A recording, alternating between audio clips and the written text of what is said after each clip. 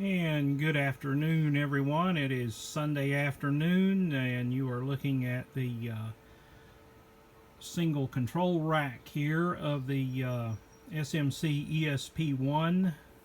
There is the clock finally ticking away there, and the DS20A switcher installed in the rack.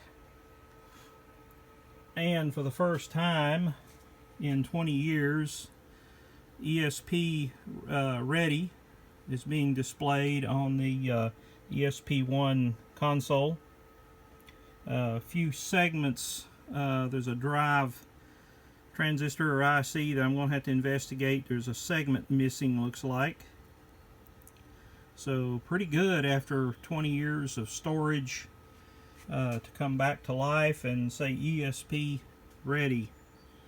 What a relief. So far it's been on now for about 20 minutes here, and no magic smoke.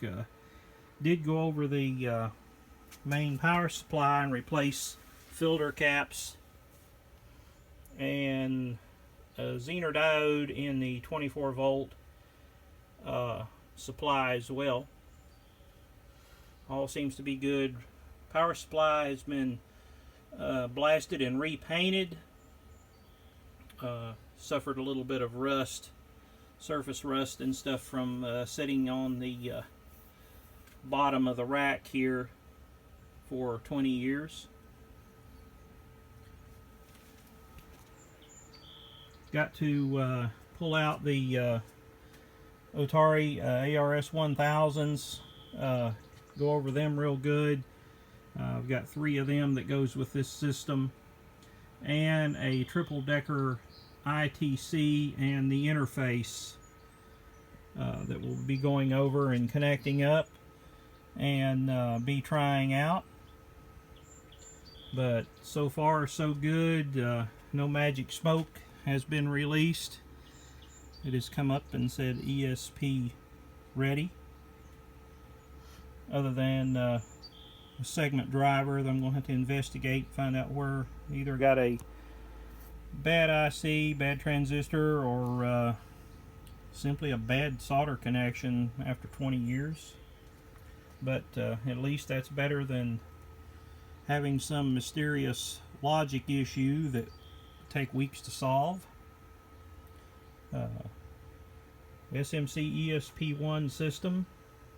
This one is a 1982 model, and its original station was WRGS.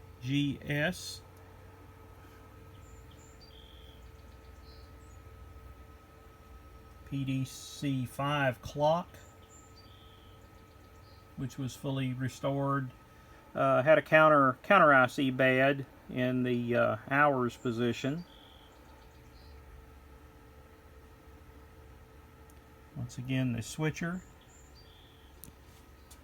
and the front on the DS20 folds down. There's all your cards and your front panel wiring.